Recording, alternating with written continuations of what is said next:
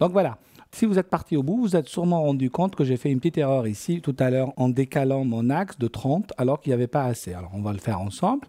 Donc je prends mon petit rectangle. Donc on avait dit qu'on faisait depuis ce point-là, arrobase. Donc on a voulu se décaler ici de 7,7.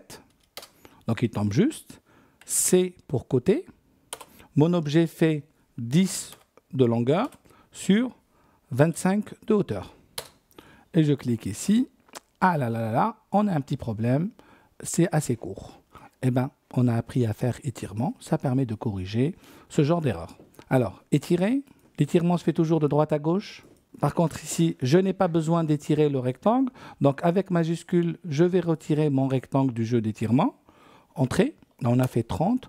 Ben, on va augmenter maintenant, par exemple, de 15 vers le haut. Alors, on active ortho, donc c'est F8. Et on tire 15 vers le haut, par exemple. Et voilà, on est bon. Ça fait même un peu beaucoup, mais pourquoi pas, on va le garder comme ça. Alors, une fois que j'ai corrigé mon parcellaire, je vais tout simplement refaire du réseau sur ma parcelle. Donc, on est toujours en réseau rectangulaire. Choix de l'objet, c'est celui-là. Je valide. Je veux combien de colonnes?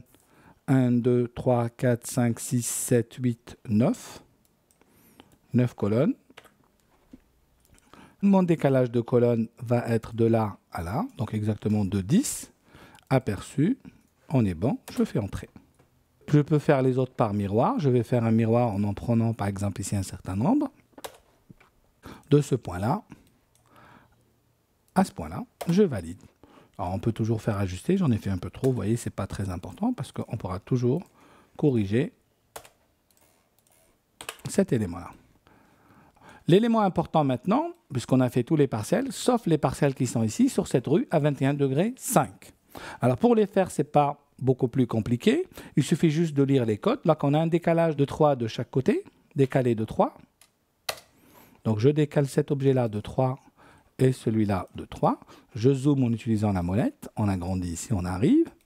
On a la largeur de la parcelle, donc on va décaler ici de 11 de cet objet-là.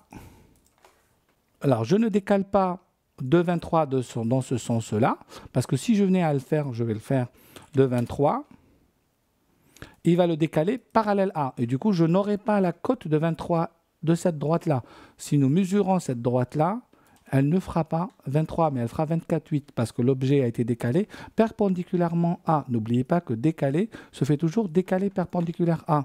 Donc, j'annule, je fais CTRL-Z pour annuler les opérations dernières. Ce que je vais faire, c'est que je vais tracer une ligne qui part de ce point-là, qui arrive perpendiculairement à celui-là, et c'est cette droite-là qu'on va déplacer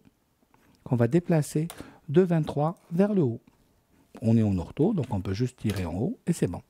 Alors, ce que nous allons faire maintenant, c'est un chanfrein à 0, 0, 0, c'est bien, et je fais faire, alors je peux faire multiple pour M, et je vais dessiner ma parcelle.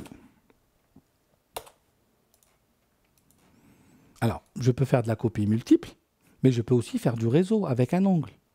Réseau, rectangulaire, choix de l'objet, c'est celui-là. Je valide. Alors, nombre de colonnes, 5 colonnes. On va en faire 6. Bon, voir. Alors, décalage des colonnes. Je ne peux pas dire que c'est 11,82 parce qu'il y a eu un arrondi. Si vous regardez la cote, elle est de 11,82. Mais moi, je préfère qu'on aille cocher ce décalage ici. Il nous reste l'angle du réseau. Il est de 21,5. On va faire un aperçu. Et voilà le travail. On va revenir ici. On va ajuster les éléments de trop. Ajuster. Oh, j'en ai fait un peu trop, mais c'est pas... Il vaut mieux en avoir trop. Et on a fini notre partie sur le parcellaire. Je double-clique sur la molette, ça me fait un zoom étendu. Ce qui reste à faire, c'est les maisons.